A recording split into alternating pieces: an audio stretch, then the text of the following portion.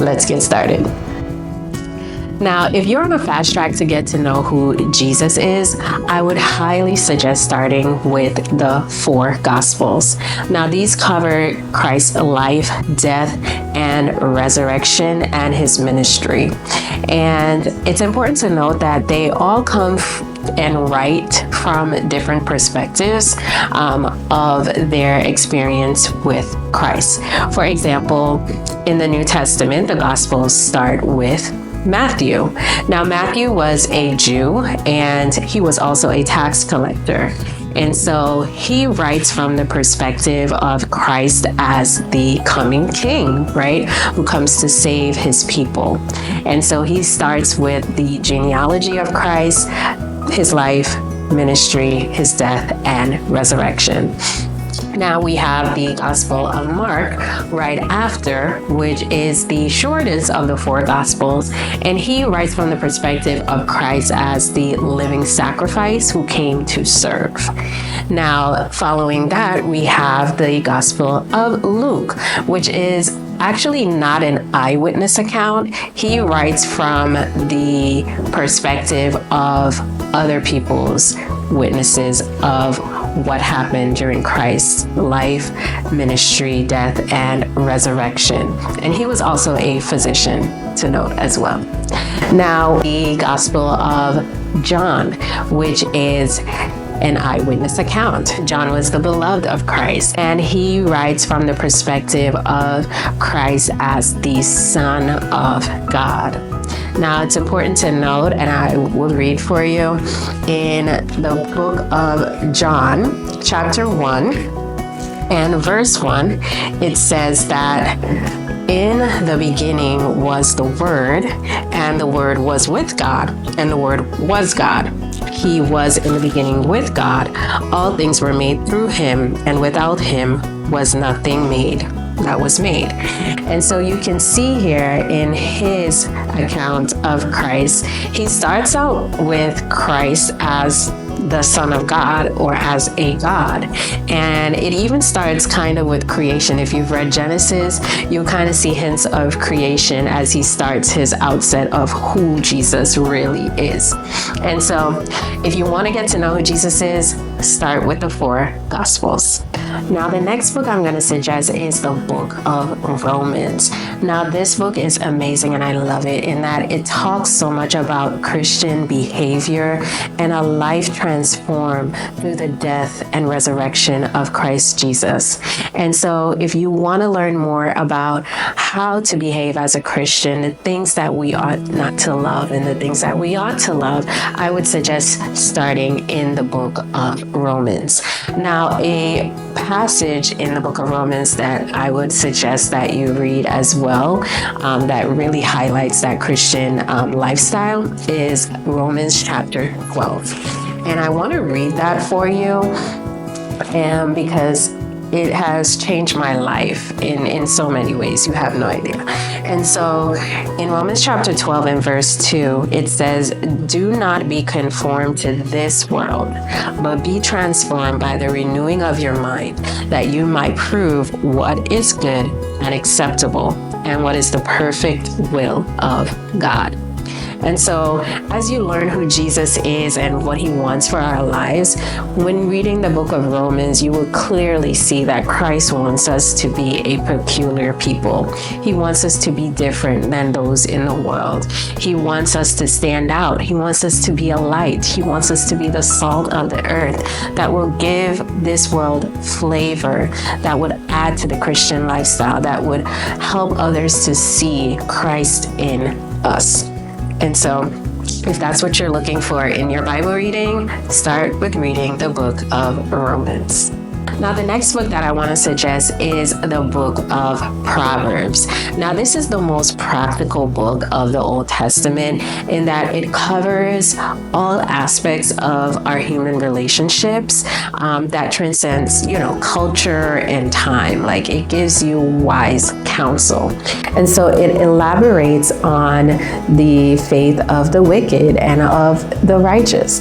It talks about love and the dangers of lust. It talks about poverty and wealth. It talks about so many things that we deal with in our everyday life that it's amazing. I don't know what other way to put it. And oftentimes, we live in a culture where we're taught to just believe in ourselves and we can do it, and pretty much separating ourselves from God. But I love this scripture in Proverbs chapter 3 and verse 5, and you may be familiar with it. It says to trust in the Lord with all your heart and do not lean on your own understanding. In all your ways, acknowledge him, and he shall direct our paths. And so, as a Christian, we ought to live a life that as we walk each and every day, we walk with the Lord. There is not a day where we should ever leave the Lord behind and walk by ourselves, because we can do nothing in our own strength. We can do nothing, but in everything with prayer and supplication, when we pray and we make our petitions known to God, he helps us, right? And we lean on him and he will be there for us.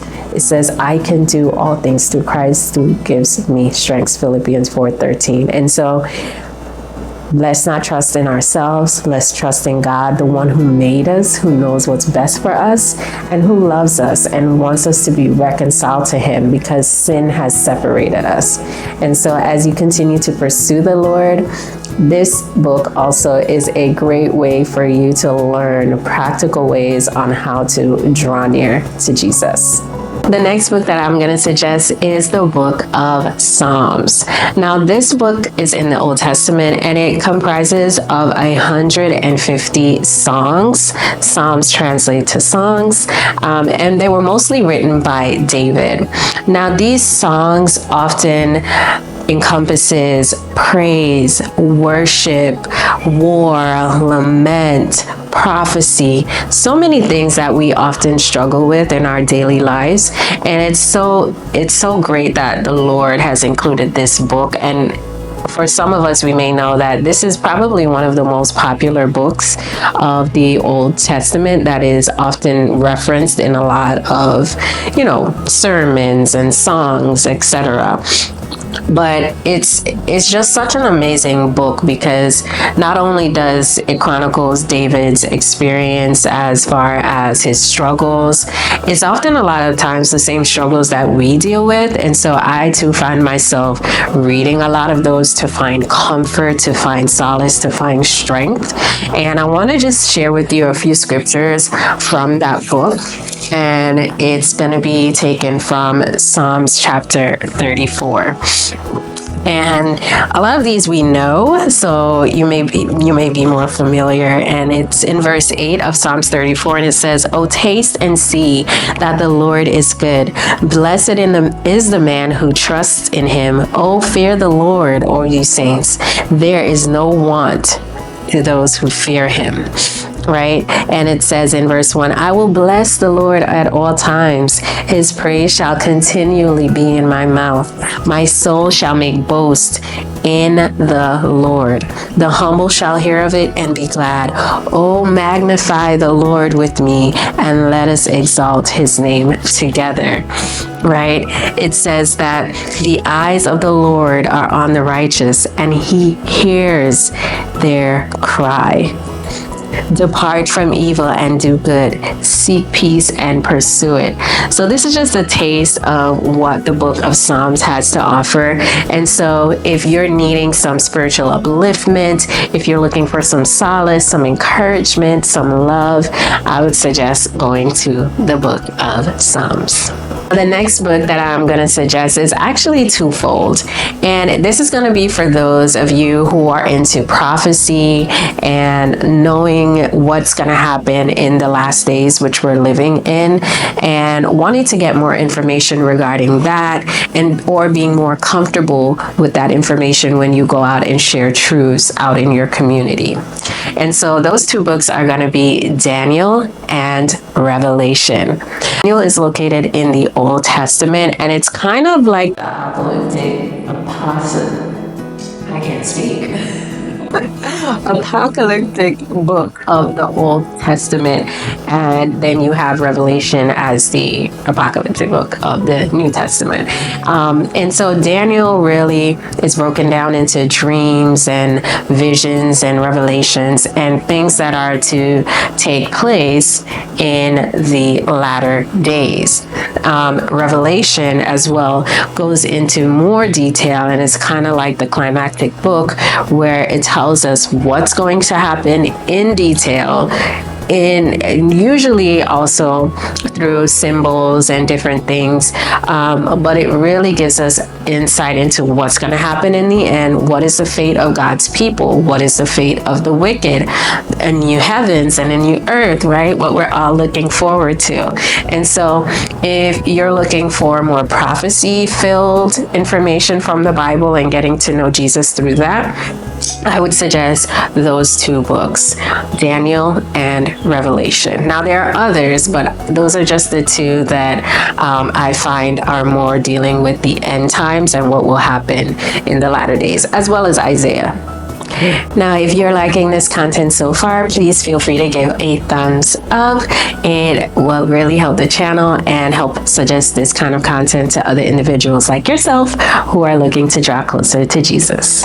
So I hope this information was helpful to you. And so just as a recap, if you're getting on a fast track to get to know Jesus, I would suggest the 4 Gospels, Matthew, Mark, Luke, and John.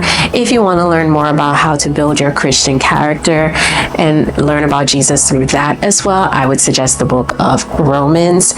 Now, if you're looking for practical ways to draw closer to Christ and practical ways to get to know who God is, I would suggest the book of Proverbs, which has wise counsel for us each and every day. And if you're looking for solace, for praise, for worship, for whatever thing that you're going through, I would suggest the book of Psalms. And for those of us who are interested in prophecy, I would highly suggest the books of Daniel in the Old Testament and Revelation in the New Testament. Now, all in all, the entire Bible is inspired of God, and I want to show you where it says that. And this is going to be found in 2 Timothy chapter 3 and verse 16. And here it says that all scripture is given by inspiration of God and is profitable for doctrine, for reproof, for correction, for instruction in righteousness. Why? That the man of God may be complete, thoroughly equipped for every good work. And so, all in all, the entire book of the Bible is inspired of God. And it's there for our instruction, for us to draw closer to God, for us to know what the will of God is, for us to know who God wants us to be in Him, and not just of ourselves.